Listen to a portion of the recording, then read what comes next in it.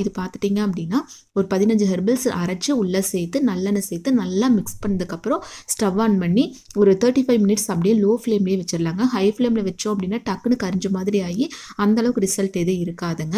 அதுக்கப்புறம் stove off பண்ணிவிட்டு இந்த மாதிரி கொஞ்சமாக மிளகு சேர்த்துட்டோம் அப்படின்னா குட்டி பசங்கள்லேருந்து பெரியவங்க வரைக்கும் வந்து தாராளமாக யூஸ் பண்ணலாங்க. சளி எதுவும் பிடிக்காது.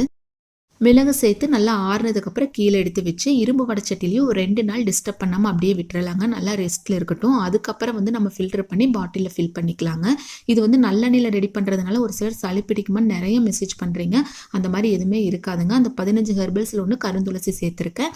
அது இல்லாமல் லாஸ்ட்டாக இறக்கும் போது மிளகு சேர்த்து இறக்குறதுனால கொஞ்சம் கூட சளி தொந்தரவு அந்த மாதிரி எதுவுமே இருக்காதுங்க. உங்களுக்கு வந்து வெள்ளை முடி இருக்குது, இல்லை குட்டி பசங்களுக்கு வந்து இளநரை இருக்குது, பெயின் தொல்லை, பொடுகு தொல்லை எல்லாத்துக்குமே நம்ம ஹெர்பல் ஹேர் ஆயில் வந்து சூப்பராக ரிசல்ட் இருக்குங்க. உங்களுக்கு வந்து முடி உதிர்வு அதிகமாக இருந்தால் கூட ஒரு 3 மந்த்ஸ் ட்ரை பண்ணி பாருங்கள். சூப்பரான ரிசல்ட் இருக்கும். அதுக்கப்புறம் நீங்கள் கூட தாராளமாக உங்கள் ஃபீட்பேக் நம்மகிட்ட பண்ணுங்க. உங்களுக்கு நம்ம ஹெர்பல் ஹேர் ஆயில் வேணும் அப்படின்னா ஸ்க்ரீனில் ஒரு வாட்ஸ்அப் நம்பர் இருக்குது இல்லைங்களா, அதில் ஹாய்ன்னு டைப் பண்ணீங்க அப்படின்னா ஃபுல் டீட்டெயில் நான் கொடுப்பேன். தேங்க்யூ.